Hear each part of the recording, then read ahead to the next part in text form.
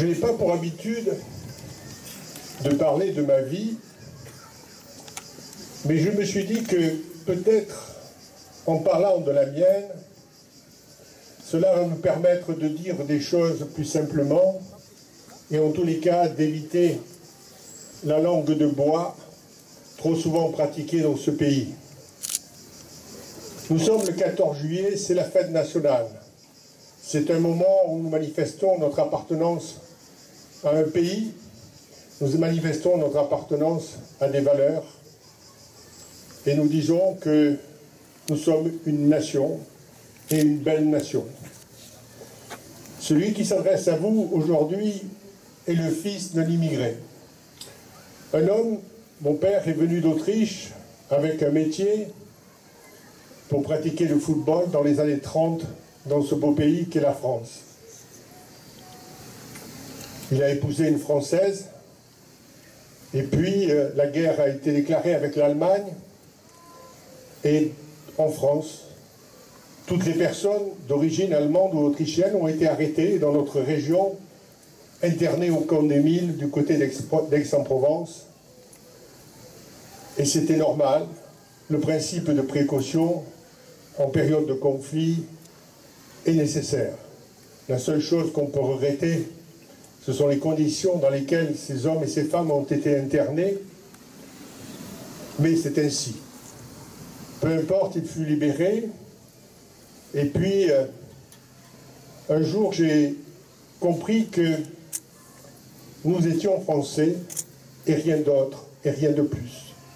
Nous étions Français parce que cet homme a choisi la France et je ne l'ai jamais entendu parler dans sa langue.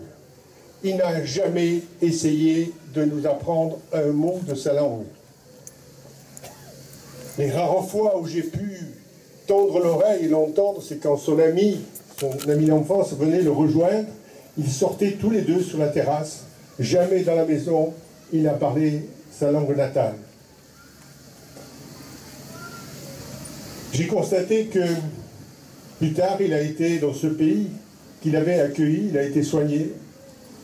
Et nous, ses enfants, nous avons eu droit à une éducation. Nous avons eu droit à une éducation, nous avons eu le droit à la protection sociale, médicale. Nous avons eu tous les droits donnés à ceux qui étaient sur ce territoire, qui étaient en France. J'ai eu la chance de pouvoir pratiquer du sport et un jour, ce pays m'a donné cette fierté de pouvoir porter le maillot frappé du coq tricolore. Et je me suis retrouvé quelque part en Europe pour un tournoi où plusieurs pays étaient représentés. Lors de la présentation des équipes, à côté de nous, à droite, il y avait l'équipe d'Autriche. Et je me suis dit à ce moment-là, mais tiens, peut-être que la vie aurait pu être différente et tu aurais pu te trouver de notre côté. Puis nous avons joué, nous avons essayé de gagner. À aucun moment donné, je n'ai eu envie de laisser gagner l'équipe d'Autriche. À aucun moment donné, leur victoire ne m'a procuré de la joie, bien entendu. Alors si je vous parle de sport, c'est pour une raison très simple, mais je vais y venir. Un peu plus tard, ce pays m'a permis d'être candidat à des élections et aujourd'hui de porter cette écharpe tricolore. Ce n'est pas dans tous les pays que cela est possible, la France permet cela.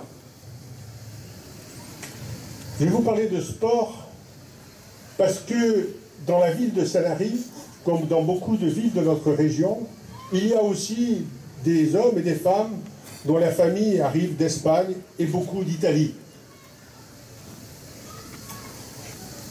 Les soirs de victoire de l'équipe d'Italie, d'Espagne ou d'Autriche, je n'ai jamais vu un Sanarien descendre dans la rue avec le drapeau autrichien, espagnol ou italien.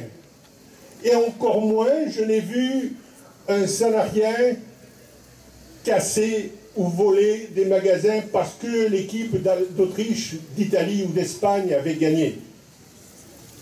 On est dans un pays, on en a fait le choix.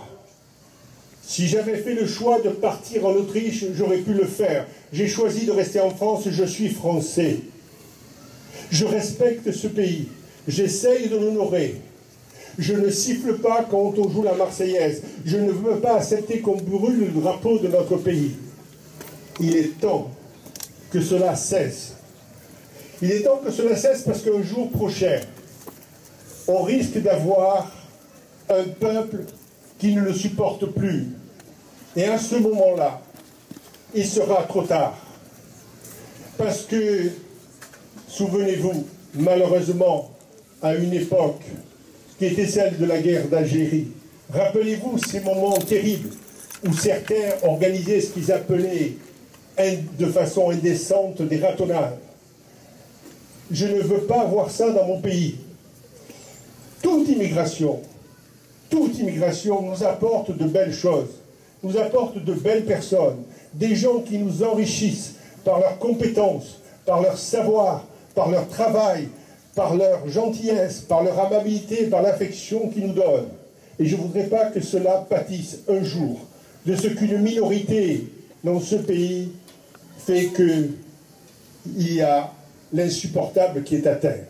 Alors je voudrais simplement que nos dirigeants, à un moment donné, prennent leurs responsabilités.